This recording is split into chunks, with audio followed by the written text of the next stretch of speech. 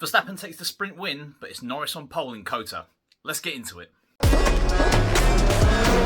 Welcome back to On Track GP, and COTA is looking to be a great weekend in Formula 1. We've got a rundown of the sprint race and qualifying to go over and some key talking points to look at. In a thrilling United States Grand Prix sprint at the Circuit of the Americas, World Championship leader Max Verstappen showcased his dominance once again, ending a surprising victory drought that had lasted since June. The Red Bull driver, starting from pole position, claimed his first win in either a sprint or full-length Grand Prix since the Spanish Grand Prix, providing quite compelling evidence that the extensive upgrades that Red Bull have brought to Austin are paying dividends. This victory extends Verstappen's lead in the Drivers' Championship by 2 more points, bringing his total advantage to a commanding 54 points over his nearest rival, Lando Norris. The race was not without its challenges for Verstappen, as McLaren's Lando Norris put up a formidable fight throughout. Norris, who started 4th on the grid, made a brilliant start that saw him leap up to 2nd place in the opening moments of the race. For several laps, Norris managed to stay within DRS range of Verstappen, keeping the pressure on the championship leader. However, Verstappen's superior pace eventually allowed him to break clear on lap 5, gradually building a comfortable lead as the race progressed. As Verstappen pulled away at the front, the focus shifted to an intense battle behind him. The Ferrari duo of Carlos Sainz and Charles Leclerc engaged in a fierce intra-team battle in the early stages of the race. Sainz, showcasing impressive racecraft, finally managed to get past his teammate on lap 5, setting himself up for a strong finish. This internal Ferrari battle allowed Norris to consolidate his 2nd place for much of the race, but tyre management issues would eventually come back to haunt the McLaren driver. The closing stage of the sprint saw a dramatic shift in fortunes. Norris, who had looked set for a strong 2nd place finish, began to struggle with tyre deg. This vulnerability opened the door for a late charge from Sainz, who had managed his tyres far more effectively. On the final lap, Sainz made his move, passing Norris to claim 2nd place.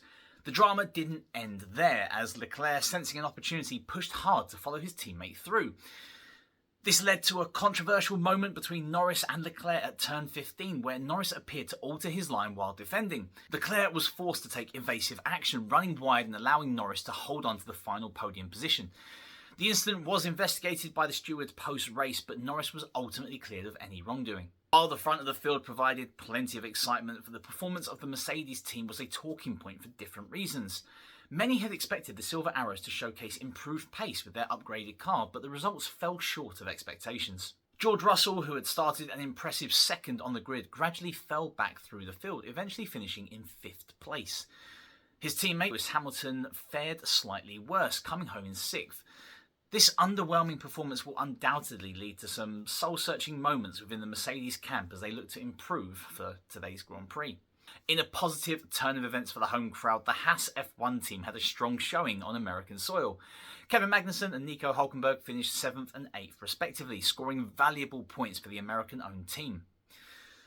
This result was enough to move Haas above RB into 6th place in the Constructors' Championship, a significant boost for the team's morale and finances.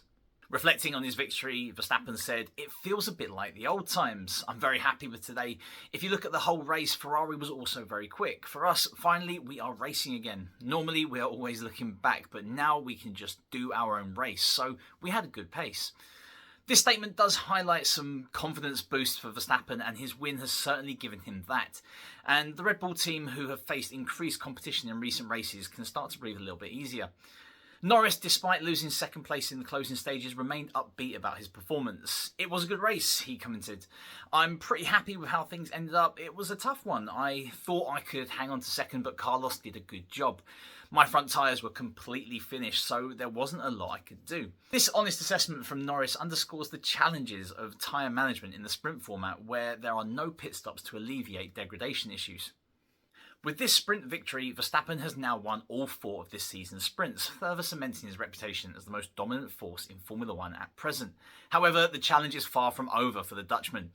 There are still 2 more sprints to come in the 5 remaining rounds after Sunday's race, and full-length Grand Prix present their own unique challenges, especially for Red Bull.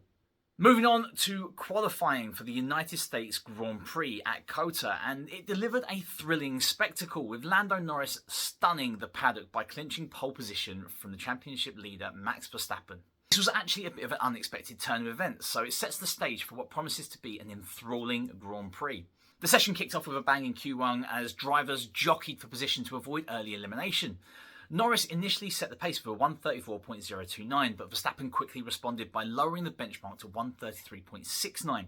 The timesheet saw several changes at the top, with Pierre Gasly briefly leading for Alpine before Charles Leclerc ultimately set the fastest time of 133.241. However, it was Verstappen who ended Q1 on top with a 133.046, followed closely by Leclerc and the impressive Liam Lawson. The big shock of Q1 came with Lewis Hamilton's elimination, as the 7-time world champion could only manage 19th place, joined in the drop zone by both Williams drivers and the Sauber racers. Q2 saw the intensity ramp up as the field was whittled down further. Verstappen initially led the way with a 133.052, but Norris showcased McLaren's potential by going 0.2 quicker. His teammate Oscar Piastri also impressed, securing 3rd place. Leclerc, who found himself in danger of elimination, pulled out a stellar lap to make it into Q3. As the checkered flag fell on Q2, Yuki Tsunoda, Nico Hülkenberg, Esteban Ocon, Lance Stroll and Liam Lawson, who is facing a 60-place grid drop, were also eliminated. Verstappen regained the top spot with a blistering 132.586, outpacing Carlos Sainz's Ferrari and setting the stage for a dramatic final shootout. The tension reached its peak in Q3 as drivers pushed their cars to the limit in quest for pole position. Norris set a scintillating pace on his first run, edging out Verstappen by a mere 0.031 seconds. The Ferraris of Sainz and Leclerc locked out the second row, while George Russell expressed bewilderment at being 0.5 behind Norris in 6th. As the drivers prepared for their final flying laps, the stage was set for a grandstand finish. However, drama struck when Russell crashed at the penultimate corner, bringing out the red flag and abruptly ending the session. This unexpected turn of events denied Verstappen the opportunity to reclaim pole on his final attempt, so it ended up giving Norris pole position. The final qualifying order saw Norris on pole, followed by Verstappen, Sainz, Leclerc and Piastri completing the top 5. Russell, despite his crash, held on to 6th, with Pierre Gasly impressing in 7th for Alpine. Fernando Alonso, Kevin Magnussen and Sergio Perez rounded out the top 10, Perez not actually clocking a time. This result sets up a fascinating Grand Prix, with Norris aiming to convert his pole into a race win and Verstappen looking to extend his championship lead from 2nd on the grid. The strong showing from McLaren with both cars in the top 5 and Ferrari's competitive pace suggests we could be in for a thrilling multi-team battle at the front of the pack. Meanwhile, the midfield battle promises to be equally intense, with Gasly's impressive 7th place for Alpine and Magnussen's top 10 finish for Haas. The second half of the grid does showcase a mix of midfield battles and some surprising results. Yuki Tsunoda narrowly missed out on Q3, qualifying 11th for RB, followed closely by Haas driver Nico Hülkenberg in 12th, who was really disappointed. Esteban Ocon, running without Alpine's latest update, secured 13th place. Aston Martin's Lance Stroll will start 14th, while Liam Lawson, impressive throughout, should start 15th, but also has a 60-place grid penalty. Final 5 positions were occupied by Williams drivers Alex Albon and Franco Colapino in 16th and 17th respectively, followed by Valtteri Bottas for Sauber in 18th. Perhaps the biggest shock, of course, was that 7-time world champion Lewis Hamilton starts 19th. He may even start from the pits. Zhou Guanyu in the second Sauber rounded out the grid in 20th place. As we look ahead to Sunday's race, all eyes will be on whether Norris can maintain his advantage and challenge Verstappen's dominance. The strategies employed by the top teams will be crucial, especially given the updated car setups following the sprint format. With Hamilton and Perez starting further down the order, their progress through the field will also be a key storyline to watch. The stage is set for a potentially classic United States Grand Prix, with surprises and excitement likely to be the order of the day. I certainly can't wait. Can Lando Norris convert his surprise pole position into a race win, or will Max Verstappen's dominant sprint performance translate into another Grand Prix win? How will Lewis Hamilton, starting from 19th, navigate through the field, and can he salvage a points finish despite his qualifying disappointment? Both McLarens in the top 5 and Ferraris locking out the second row, are we set for a genuine multi-team battle at the front? And given the strong midfield performances in qualifying, particularly from Pierre Gasly and Kevin Magnussen, could we see some unexpected podium contenders if there's drama among the front runners?